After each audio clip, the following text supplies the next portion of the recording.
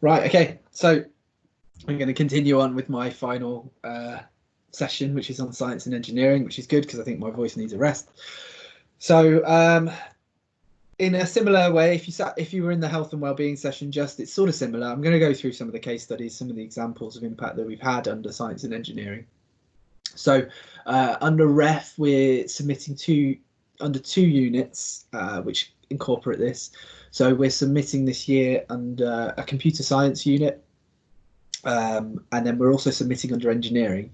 And quite a lot of our researchers who wouldn't consider themselves engineers, who are material scientists, who are biologists even, are being submitted under engineering this year, which is a bit confusing, but it's the way REF works. And if you haven't got enough academic staff that work on a specific topic, for example, we're not submitting a biology unit this year, but so we're sort of ticking a few different areas of research.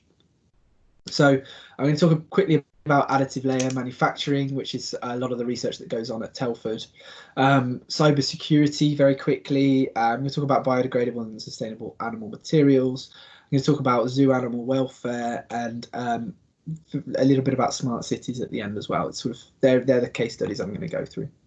So as I said, we've got all sorts of research which comes under science and engineering, and as I mentioned before, a lot of researchers who I've put under health in the first session are under the Faculty of Science and Engineering, but they're health researchers. So we've kind of split that really. So really in this session, I'm talking about materials. We've got physics, we've got biology, chemistry. I've got the animal behaviour and conservation. That's my background, so that's why I give them a heads up as well. So and we've got the computer scientists as well. So we've got all sorts of examples of impact that are coming out, particularly in our impact case studies for REF. A lot of them are based around commerce and the economy. So a lot of our engineering research is used by companies to improve their efficiency and all sorts of things, and it ends up making them money. But we also, as a university, we don't have a huge number of spin-out companies. Some universities have hundreds and hundreds of them, but we are increasing our number of them as time goes on. We are increasing because it's a good funding resource for the university. So basically, companies which we set up, which are in partnership with the university, and a certain amount of the money they make comes back to the university, and the rest goes back into the company essentially. We've got benefiting the environment. So we've got a lot of people who work on sustainable materials. We've got a lot of projects that are involved with sustainable materials and biodegradable materials. We've got people who are contributing to wildlife conservation. We've got people who work with, like I said, companies to improve their processes, improve their efficiency, and therefore have an environmental impact as a result. And we've got the same as the health session, which is public understanding. We've got outreach, we've got media appearances. We've obviously got this, although it's not necessarily linked to research impact, we've got the STEM engagement group with Martin Kachara, who kind of come under the science and engineering really, and they do all sorts of events and public outreach. Okay, so additive layer manufacturing. So I did notice Neil Bassini's name in the list. So he's a PhD student who is working on additive layer manufacturing, and he's actually helping to contribute to one of the case studies we're doing. So hello to Neil. And we've got at Telford, if you've not been down there, we've got a couple of engineering buildings where there's a lot going on. There's a Formula 3 team which are based there, which you can go off and read about what they're up to. But we've got a lot of kit down there, which is part of under this kind of title of additive layer manufacturing, which essentially is 3D printing of metal parts. Not just metal, there's a few different compounds and all sorts of things, but essentially what they're doing is metal parts. So they have these giant, quite expensive pieces of kit which basically print metal parts, and what it means is you're able to produce shapes and geometrical shapes that you can't produce by normal means. And of course, a lot of companies don't have access to these big pieces of kit because they're quite expensive, and therefore to achieve what they're after, they have to form a partnership with us. And so we're able to gain impact as a result of that. And we are forming a case study for REF under additive layer manufacturing. So as a result, we've got relationships with automotive companies, with construction companies, with aeronautical companies, some quite big, very famous organizations. some much smaller family-owned SMEs, and it very much varies depending on what they need us to do. We even sometimes create things for people who are just requesting it. Someone wants a part for their very expensive car that looks a bit different, and they're willing to pay £20,000 for it, and we make it for them. So we are essentially sometimes just very much a business in that regard. And a new field that's starting to appear a little bit, and one of our researchers, in particular, Aaron Arjunan, we're looking at the potential medical uses of ALM, in particular when you're thinking about producing parts that might help you fix bones or joints and things like that. And that's something that he contributed to recently. So if you go on the UK Parliament website, there's a group called the Parliamentary Office of Science and Technology, and what they do is they they put online a lot of different inquiries into certain topics, and they create this thing called post notes, which are documents. They're usually about 4 or 5 pages that go to members of Parliament to read and to inform them about kind of cutting edge progresses in science and technology. So if you go to you would just have to search Parliament Post, it will come up, and you can find all sorts of stuff on there. They have fellowships open for you to go and work there, even as a PhD student. All sorts of things go on with Post. It's really worth having a look and following what they're up to on Twitter and doing all sorts of things. And Aaron contributed to this post note, which was on 3D printing in medicine. So we're doing all sorts of things there regarding the additive layer manufacturing. We've got cybersecurity. So this is a real fledgling research group at the university, but quite an effective one in terms of the progress they've made. So about 3 years ago, we started bringing in experts of cybersecurity. And as a result, one of the key impacts that's happening is we're building this cybersecurity centre in Hereford, which is in partnership with the LEP up there, and I think there's a few other partners, and they provide support for SMEs, particularly in Wales and kind of the West Midlands, and it'll be in all sorts of different ways. So in terms of how you improve your security essentially as an SME, which is, it's not easy to do. You can't afford to necessarily pay for the most expensive software and things like that. We're also, in the last couple of years, we're starting to see the beginnings of a few spin-out companies. So one is creating software to increase the security of online transactions, and another is how to create software to make being online safer for children. So there's different spin-out companies coming out as a result. So we're seeing impact in slightly different ways coming from the cybersecurity group, but it's something worth keeping your eyes peeled on, because it's an area of investment for the university, and it's an area that we're going to see a lot more in the future, and actually a huge number of jobs that are going to come out as a result, I suspect, as cybersecurity becomes more important in the future.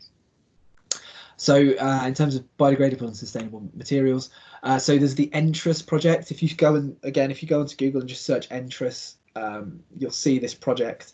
So it's a project we started a little while ago, where companies could link up with our researchers and get our researchers to help them essentially create a process or a product that solves a problem of theirs. So there are quite a few projects that are ongoing, but have also already finished, whereby we've kind of been able to help with certain processes. And we're looking at interest potentially for impact case studies at the moment, but we'll see what happens. And a couple of other interesting projects. So Barassus is one that happened quite a while ago with Mike Fullen in the Built Environment Architecture and Built Environment School. And part of the project was creating these kind of mats that look a bit like shredded wheat, and you dig them into the soil, and it helps form a kind of stronger structure for the soil for plants to grow into. And so if you've dug a road essentially, and the banks are very much eroding and causing problems, this is in more developing countries. I think they've worked in, I say developing, Brazil's hardly a developing country, but Brazil and South Africa and India and a few different places. And essentially you can plant these, put in these mats, and they'll provide a bit of soil structure for plants to then, before the plants can take over and rebuild. I think in South Africa, they were doing it where they were mining to kind of help hold the, help stop erosion of what's been dug out. And in Brazil, they were using banana leaf to make these mats, so they were biodegradable. So it's a really interesting project. The other one's Cradle to Cradle, which we've just started looking at. It's a project that happened a while ago, and it was to do with when you recycle, you don't just look to recycle in any recycle anything. You're looking to recycle something into something even more useful. And actually, the thinking about how you recycle, and recycling isn't always a great thing, but if you can recycle into something even more useful than it was before, then you're doing a really good job. So that was what that project was about. And kind of planning impact, it's interesting because these projects came about as a result of the impact. So a company will approach us, say, I've got this problem, can you do some research into it? And then we do the research. So it's kind of a different way around to what we think about. And it's something that you can think about as researchers as well. If you're an engineering researcher or a scientist, is, well, my research is in a certain area, and like I said, go and approach these organizations, say, have you got any problems that need solving? I can try and solve them for you, and then your research will come out as a result. I'm just going to highlight the work of Isa Radecka. So she is a professor, microbiologist, who's been working on all sorts of a range of different things, but she works a lot on biodegradable materials and polymers. And she was part of the advisory group, which is still looking into, I believe, biodegradable plastic bags. So we had the 5p plastic bag charge, and now we're looking into how we make even those plastic bags less harmful to the environment. She's been looking at novel biodegradable products. She actually did a project part of Entrus with a makeup company, and she managed to create. They wanted their glitter to be more biodegradable, and so she helped create that. But not only that, she also created some biodegradable packaging for the glitter as well. So so you can see that link up that happened there. She's also working on kind of the environmental impact of fertilizers in terms of biodegradable mulch linings, I think, something like that. So that research group are doing quite a lot in terms of what they can achieve environmentally with their research. So zoo animal welfare. So I noticed Morgan, I think Emily's in here as well. So I think Morgan works with bat conservation, so less with the zoo side of things, but with the Bat Conservation Trust as well. Emily is kind of working in zoo animal welfare research. So it's a little bit of a shout out for you guys. And we have a very small animal conservation unit, but what we're looking at, they're trying to achieve quite a lot impact wise, working in partnership with zoos. So specifically really at the moment Dudley Zoo, but other zoos as well. And Emily, who I mentioned, has been working on a project on scent enrichment in lemurs, and I'd hope she can in the chat bar correct me if I say anything wrong. I apologise. But essentially what we're hoping this can lead to is kind of updates to zoo welfare guidelines. So we have zoo associations like BIAZA, which is the British and Irish Association of Zoos. We've got EAZA, the European. We've got American zoo associations. We've got World Zoo Associations. All sorts of associations with all sorts of different guidelines. And so, if we can impact those guidelines, we're impacting the welfare of zoo animals all over the world potentially. And so that's kind of a good impact to aim for. We have some future projects in partnership with zoos, hopefully in the pipeline as well. But I'm not the expert to be talking about that now. And this is a project which actually comes more under Chris's remit. So Chris works more closely with the School of Architecture and Built Environment than I do, but because this comes under kind of science and engineering research, I thought I would just highlight it here. So a lot of our researchers work into smart cities in terms of producing software which helps the kind of efficiency of cities. So they've been able to work on an app which rewards users for using sustainable modes of transport more. That's been used in a number of different cities. I think, unless I'm wrong, and maybe Chris can correct me if he knows, I think we had Ljubljana, Birmingham, this city in here. If anyone knows, this is a little quiz question for you. If you can tell me what city that is in that image, you win a prize. There we go, first prize. Vienna. So that's Vienna. They're contributing to a system used by Abu Dhabi police for monitoring traffic. I think it's essentially, if you know where the traffic is, you can respond quicker to emergencies. Innovations to energy efficiency in building materials and all sorts of things. So there's a lot of smart city work using software to improve processes, improve construction and civil engineering and all sorts of things. They're also looking at developing energy control systems for homes to try and improve energy efficiency within homes as well. So you can see all the impact that potentially is coming out as a result. So how these projects achieve impact. So the additive layer manufacturing, kind of making public that we have the equipment, that we have the expertise, that you can come and approach us, working with SMEs to engage with the researchers, trying to put events on for the important people, the people that we need to see it, to come and see it and say, right, we can work with you, we can achieve impact. We can help you in terms of producing materials that might improve your business.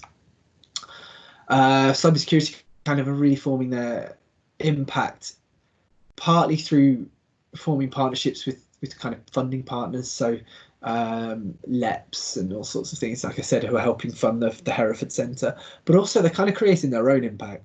So the spin out companies are a way of saying, well, if we form a partnership with a company, then they're going to make all the money and we're not going to see any of it. They're sort of saying, well, let's start our own spin out. We've got the expertise, we can run the business, and we can make all the money for the university instead. So that's something that they're working on.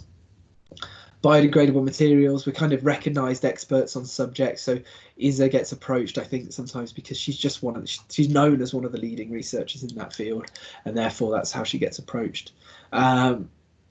But working with those university-led project schemes, so you can approach the people in the university who might be interested in starting such schemes. They look for funding for them, they look for all sorts of things, and then we can start these schemes. And usually the university are very happy to do that because, for example, Entrus will make money, KTPs will make money for the university, so they're not going to be against trying to achieve these. So looking more into, always thinking about how the university can help you. You're not just a researcher on your own. You've got support structures, you've got all sorts of people who might be able to help you achieve impact. And it's the same if you want to make a spin out company, we've got business engagement people who will help with that. So it's not as difficult as you might think. Zoos, again, I don't know a huge amount exactly how we've got our collaborations and how we've achieved them, but it's something that you can do. And a lot of zoos have got their own research people. So if you approach, but they're very limited. They might only have one research person or none. So if you're going to approach a zoo with your ideas, and it applies to all sorts of organisations, to be honest. It's not just zoos. They might not have people who can do the research themselves because they haven't got the time or the expertise. So you're essentially offering them free labour to do this work for them. So don't be afraid to approach organisations, but be careful not to just go off scattergun.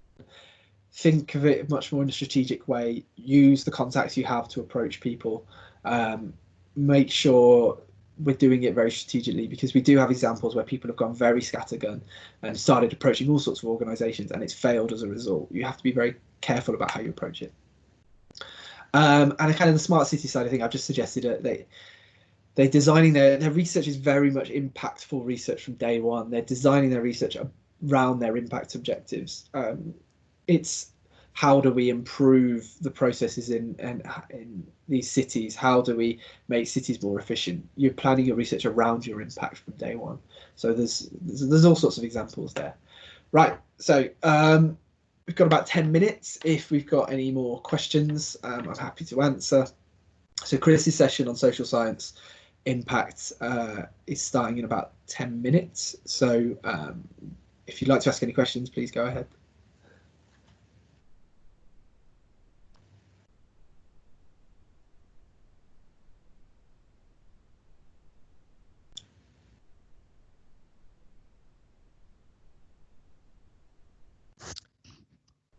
Just a quick question from me. You talk about kind of contacting organisations. You talked about some people contacting them in a scattergun approach. And thinking about kind of like the key stakeholders of research, who would probably be the best type of people to approach first? Would it be practitioners who might use research, or perhaps end users, or what? I'm gonna caveat it with it very much depends on the field, and it depends on your very specific situation. If you're an early career researcher or a PGR and you want to try and you're thinking about that, my advice would probably be to just talk to the people within your research group or area who've got a bit more experience of it, and form a strategy around who you might think might be best to approach. Because if you go and talk to, say, the professor who leads your group, and they say, oh, actually, I know someone who works in this organisation, we can go through that route, then you'll find that it's much easier than just going, right, on my own, I'm going to email the research and development manager at this organisation and hope that they come back to me, you know. So we need to think about it strategically, and then you also need to think about what you're asking as well. So what you're offering and how you're going to approach that conversation. Lovely, thank you.